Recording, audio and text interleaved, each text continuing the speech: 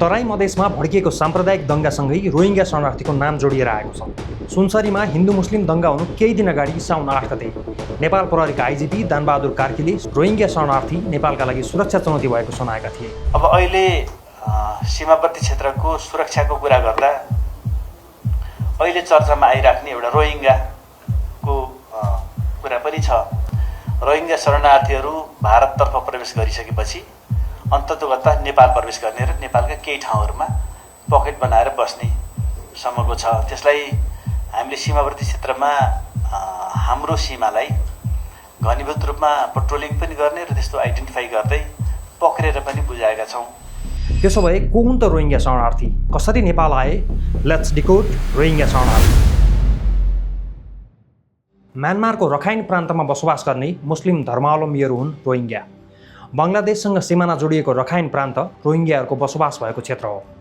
इतिहासका कतिपय विवरणले रोहिङ्ग्याहरूलाई बेलायतीहरूले बङ्गलादेशबाट म्यानमार पुर्याएको बताउँछन्। बेलायती उपनिवेशबाट म्यानमार स्वतन्त्र भएपछि रोहिङ्ग्याहरू भने म्यानमारमै बसे। रोहिङ्ग्याहरू सन् 1982 देखि म्यानमारमै नागरिकताविहीन भए। सन् 1982 मा म्यानमारमा नागरिकता सम्बन्धी नयाँ कानुन बनाइयो। यो कानुन अनुसार रोहिङ्ग्याहरूले नागरिकता नपाउने भए। म्यानमारले रोहिङ्ग्याहरूलाई बङ्गलादेशबाट आएका अवैध आप्रवासी भन्ने गर्छ। म्यानमारका बहुसङ्ख्यक बुद्धिस्टहरूले अङ्ग्रेजहरूले 18औं र 19औं शताब्दीमा रोहिङ्ग्याहरूलाई बङ्गलादेशबाट म्यानमार ल्याएको बताउँछन्। रोहिङ्ग्याहरूलाई देशको नागरिकता दिएमा उनीहरूले म्यानमारका बौद्ध धर्मावलम्बीहरूलाई नै अल्पसङ्ख्यक बनाएर लखेट्छन् कि भन्ने चिन्ता छ म्यानमारलाई। यही कारण म्यानमारले रोहिङ्ग्याहरूलाई तिमीहरू बङ्गलादेशका हो र त्यतै जाऊ भन्ने गर्छ। म्यानमारमा रोहिङ्ग्याहरूको कहिले बुद्धिस्ट त कहिले हिन्दू समुदायसँग लफडा परिरहन्छ। तालिबानले सन् 1966 मा विश्व सम्पदा सूचीमा रहेको अफगानिस्तानको प्राचीन बौद्ध मूर्ति बम हानेर ध्वस्त बनाएपछि म्यानमारको बुद्धिस्ट समुदाय रोहिङ्ग्याहरूसँग सशङ्कित भयो र त्यसयता म्यानमारमा रोहिङ्ग्या र बुद्धिस्टहरूबीच सधैँ लफडा हुँदै आएको छ। रोहिङ्ग्याहरूको म्यानमारका बुद्धिस्टहरूसँग सधैँ तनाव भइरहन्छ। सन् 2012 को मे महिनामा एकजना बुद्धिस्ट महिलाको बलात्कारपछि हत्या भयो। बलात्कार र हत्यामा रोहिङ्ग्याहरू सामेल भएको भन्दै बुद्धिस्टहरू आक्रमणमा उत्रिए र यो घटनाले ठूलो साम्प्रदायिक हिंसाको रूप लियो। बुद्धिस्टहरूले रोहिङ्ग्या र रोहिङ्ग्याहरूले बुद्धिस्टहरूका बस्ती जलाए। एक आपसमा काटमार भयो। यही घटनापछि म्यानमार छाडेर पहिलो पटक नेपाल आए रोहिङ्ग्याहरू। गृह मन्त्रालयका अनुसार म्यानमारबाट बङ्गलादेश र भारत हुँदै सन् 2012 मा रोहिङ्ग्याका 3वटा परिवार नेपाल आएका थिए। सन् 2012 को बलात्कार काण्डपछि रोहिङ्ग्याहरूले अराकन रोहिङ्ग्या साल्भेसन आर्मी नामको एउटा लडाकु दस्ता बनाए। यो लडाकु दस्ताले सन् 2017 को अगस्तमा रखाइन प्रान्तका 30 भन्दा बढी प्रहरी चौकीमा हमला गर्यो। रोहिङ्ग्याहरूको यो लडाकु दस्ताले प्रहरी चौकीसँगै रखाइन प्रान्तमा रहेका हिन्दू समुदायमाथि पनि निर्मम आक्रमण गर्यो। एमनेस्टी इन्टरनेसनलका अनुसार सन् 2017 मा रोहिङ्ग्या लडाकु दस्ताले 99 जना भन्दा बढी हिन्दूहरूको सामूहिक हत्या गर्यो। हिन्दू बस्तीमा आगजनी, लुटपाट र कुटपिट गरियो। हिन्दूहरूको हत्या र अपहरण गरियो। एमनेस्टी इन्टरनेसनलका अनुसार रोहिङ्ग्या लडाकुहरूले 14 जना हिन्दू बालबालिकाको निर्ममतापूर्वक हत्या गरे। रोहिङ्ग्या लडाकुहरूको अपहरणमा परेर बाँचेकी बिना बालाले एमनेस्टीलाई बताए अनुसार रोहिङ्ग्या लडाकुहरूले उनको हात पछाडि लगेर बाँधे, त्यसपछि आँखामा पट्टी बाँधे र भन्न थाले, तिमी र रखाइन एउटै हौ, तिमीहरूको धर्म फरक छ, त्यसकारण तिमीहरू यहाँ बस्न पाउँदैनौ।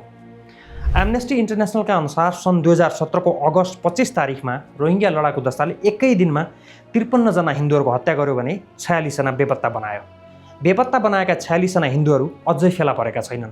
सन् 2017 को यो घटनापछि म्यानमार सरकारले रोहिङ्ग्या लडाकु समूहलाई आतङ्ककारी घोषित गर्यो र रोहिङ्ग्या विरुद्ध निर्मम कारबाही गर्न थाल्यो।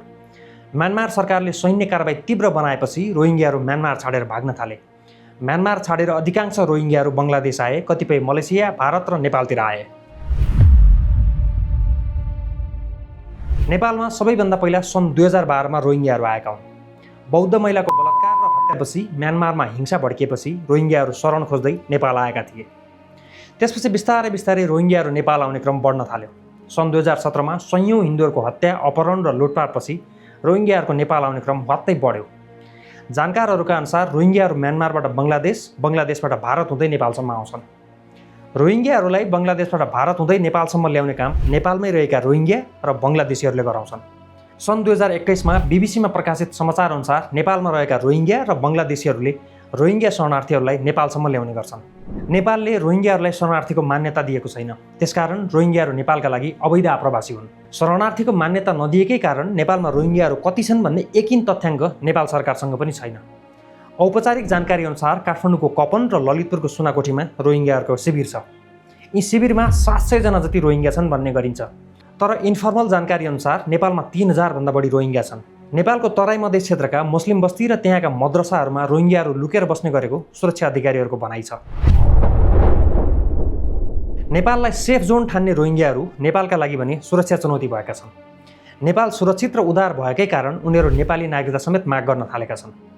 2072 मा रोहिङ्ग्या शरणार्थीहरूले काठमाडौँमा रहेको UNHCR को अगाडि भोक हडताल गरेका थिए। त्यतिखेर उनीहरूका 3वटा मुख्य माग थिए। 1. म्यानमार फर्काउनु पर्ने, 2. म्यानमार भएन भने तेस्रो मुलुक अमेरिका वा युरोप पठाउनु पर्ने। यी दुवै माग पूरा गर्न सकिएन भने नेपालको नागरिकता दिएर राख्नुपर्ने। नेपालमा सजिलै बस्न पाइने र सुरक्षा निकायको निगरानी पनि कम हुने भएपछि रोहिङ्ग्याहरूले नेपाललाई सेफ जोन ठान्छन्। पछिल्लो समय भारतमा लुकीछिपी बसेका रोहिङ्ग्याहरू पनि नेपाल आउने क्रम बढेको छ। भारतमा सन् 2019 मा नागरिकता सम्बन्धी नयाँ कानुन ल्याउन खोजेपछि भारतमा लुकीछिपी बसेका रोहिङ्ग्याहरू नेपाल छिरे।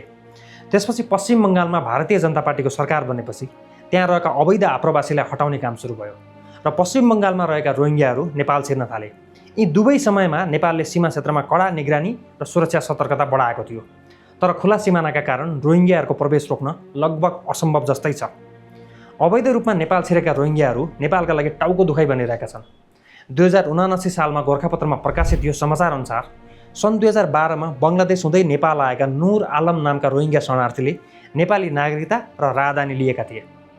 बङ्गलादेशबाट नेपाल छिरेका यी रोहिङ्ग्या शरणार्थी सर्लाहीको त्रिभुवन नगरको वार्ड नम्बर 1 मा रहेको मद्रसामा पढाउने काम गर्थे। त्यहीँबाट सेटिङ मिलाएर उनले नेपाली नागरिकता र राजधानी लिए। भारतसँग खुल्ला सिमानाको फाइदा उठाउँदै आउने रोहिङ्ग्याहरू तराई मधेसका मुस्लिम बस्ती र मद्रसामा आश्रय लिन्छन् भन्ने अर्को उदाहरण हो 2078 मा अन्नपूर्ण पोस्टमा प्रकाशित यो समाचार। यो समाचार अनुसार रोहिङ्ग्याहरूले झापाको कमल गाउँपालिकामा रहेको मुस्लिम बस्तीमा शरण लिने गर्छन्। कतिपय रोहिङ्ग्याहरू भने विराटनगरको मुस्लिम बस्तीसम्म शरण खोज्दै जान्छन्। यति मात्र होइन, झन्डै 200 जना रोहिङ्ग्याहरू नेपालको नक्कली पासपोर्ट बोकेर साउदी अरब पुगेका थिए। यी घटनाहरूले के देखाउँछ भने अवैध रूपमा नेपाल छिरेका रोहिङ्ग्याहरू नेपालका लागि गम्भीर सुरक्षा चुनौती बन्दैछन्। नेपाल सन् 1951 को शरणार्थी सम्मेलन र शरणार्थी सम्बन्धी 1967 को प्रोटोकलको हस्ताक्षरकर्ता होइन। त्यसकारण नेपाल आउने जो कोहीलाई नेपालले शरणार्थी बनाएर राख्नुपर्ने बाध्यता छैन। अहिलेसम्म नेपालले रोहिङ्ग्याहरूलाई मानवीयता देखाउँदै राख्ने गरेको थियो। मानवीयताका नाममा शरण दिएपछि नक्कली राजधानी र नागरिकता बनाउने, नेपाली नागरिकता माग गर्ने रोहिङ्ग्याहरूको शैली नेपालको सुरक्षाको लागि चुनौती बन्दै गइरहेको छ। नेपालका सरकारी निकायमा कतै पनि रेकर्डेड नहुने रोहिङ्ग्याहरू नेपालमा के गर्छन्, कस्ता गतिविधिमा सामेल हुन्छन् भन्ने जानकारी कसैलाई हुँदैन। आर्थिक रूपमा दयनीय अवस्थामा रहेका रोहिङ्ग्याहरू जीविकोपार्जनका लागि अपराधमा सामेल हुने वा अरू कसैले उनीहरूलाई त्यस्ता काममा लगाउने जोखिम पनि उत्तिकै हुन्छ। बीबीसीमा सन् 2023 मा प्रकाशित समाचार अनुसार बङ्गलादेशमा रहेको विश्वकै सबभन्दा ठुलो रोहिङ्ग्या शरणार्थी शिविर लागु औषध र आपराधिक गतिविधिको हब बनेको छ। रोहिङ्ग्याहरूको सङ्ख्या बढ्दै गएपछि नेपालमा पनि बङ्गलादेशकै जस्तो अवस्था नआउला भन्न सकिन्न। म्यानमारमा बुद्धिस्ट र हिन्दू समुदायमा त्रास फैलाएको अराकन रोहिङ्ग्या साल्भेसन आर्मीका लागि नेपालमा रहेका रोहिङ्ग्याहरूले पनि काम गर्ने गरेको सुरक्षा मामिलाका जानकारहरूको आशंका छ। साङ्गु पत्रिकाले 2081 मा प्रकाशित गरेको समाचार अनुसार काठमाडौँको कपन र ललितपुरको सुनाकोठीबाट कतिपय रोहिङ्ग्याहरू मधेस सरेर उतै हराउने गर्छन्। साङ्गु पत्रिकाका अनुसार राजधानीबाट मधेस सर्ने रोहिङ्ग्याहरू कि त भारत छिर्छन्, नभए मधेसका सप्तरी, सिराहा, महोत्तरी, सर्लाही, रौतहट, बारा र पर्सा जिल्लाका मुस्लिम बाहुल्य क्षेत्रमा बसोबास गर्ने गर्छन्। भारतीय र नेपालीहरूसँग अनुहार अनि भेषभूषा मिल्दोजुल्दो भएकाले स्थलमार्गबाट आउजाउ गर्ने रोहिङ्ग्या आप्रवासीलाई रोक्ने काम हाम्रा सुरक्षा निकायका लागि पनि चुनौतीपूर्ण छ। त्यसमाथि रोहिङ्ग्याहरूलाई नेपालकै कतिपय राजनीतिज्ञहरूले पनि दुरुपयोग गरिरहेका छन्। 2074 सालतिर तराई मधेस लोकतान्त्रिक पार्टीका महामन्त्री थिए समिम मिया। 2074 सालको जेठ 13 गते समिमले एमाले प्रवेश गरे। उनले आफूसँगै 200 जना रोहिङ्ग्यालाई पनि एमाले प्रवेश गराएका थिए। राष्ट्रिय मुस्लिम आयोगका अध्यक्ष समेत रहेका समिम मिया अन्सारी नेपालमा रोहिङ्ग्याहरूलाई सहयोग गर्नेहरूमा अग्रस्थानमा छन्। 2076 सालको कार्तिक 24 गते नेपालमा रोहिङ्ग्या शरणार्थीहरूको अवस्था, गतिविधि र सुरक्षा चुनौतीबारे अध्ययन गर्न गृह मन्त्रालयले कृष्णबहादुर कटवालको नेतृत्वमा एउटा समिति बनाएको थियो। यो समितिले नेपालमा बसिरहेका रोहिङ्ग्याहरू देशको आन्तरिक सुरक्षाका लागि दीर्घकालीन खतरा हुने निष्कर्षसहित प्रतिवेदन बुझाएको थियो। यो प्रतिवेदन अझै पनि गृह मन्त्रालयमा थन्किएको छ। यति मात्र होइन, स्थानीयवासीका लागि पनि रोहिङ्ग्याहरू टाउको दुखाइको विषय बनेका छन्। अनलाइन खबरमा 2077 सालमा प्रकाशित समाचार अनुसार कपनमा रहेको रोहिङ्ग्या शिविर स्थानीयवासीका लागि गम्भीर सुरक्षा चुनौती भएको छ। रोहिङ्ग्या बस्तीभित्र बलात्कार हुने गरेको भन्दै प्रहरीमा उजुरी समेत परेको थियो। रोहिङ्ग्या शिविरमा मान्छे थपिएको थपिए गर्दा स्थानीयवासीहरू त्रसित भइरहेका छन्। कपनको शिविरमा ठाउँ नपुगेपछि रोहिङ्ग्याहरू काभ्रे गएका थिए नयाँ वासस्थान खोज्दै, तर काभ्रेबाट पनि स्थानीयहरूले सुरक्षा जोखिम देखेर फिर्ता पठाए। अहिले कपनकै राम मन्दिर र लसोनेटारमा रोहिङ्ग्याका 2वटा शिविर छन्। यी शिविरभित्र मद्रसा र मस्जिदहरू पनि छन्। नेपालमा रोहिङ्ग्याहरूको बढ्दो सङ्ख्या देखेर रोहिङ्ग्याबारे अध्ययन गर्न बनाइएको समितिले भनेको थियो, रोहिङ्ग्याहरूका कारण सामाजिक, धार्मिक, आर्थिक, कानुनी र राष्ट्रिय सुरक्षाको चुनौती उत्पन्न हुन सक्ने गम्भीर जोखिम छ। शरणार्थीहरूलाई शरण दिनु मानवीयताका दृष्टिले सही जस्तो देखिए पनि कसैलाई पनि शरण दिनु अगाडि त्यसले देश र समाजमा दीर्घकालमा पार्ने असरको पूर्वानुमान गरिनुपर्छ। भुटानी र तिब्बतीहरूलाई शरण दिँदाको असर नेपालले आजसम्म भोगिरहेको छ। यस्तोमा थप शरणार्थीहरूलाई वेलकम गर्नु भनेको आफ्नै खुट्टोमा बन्चरो हान्नु सरह हो।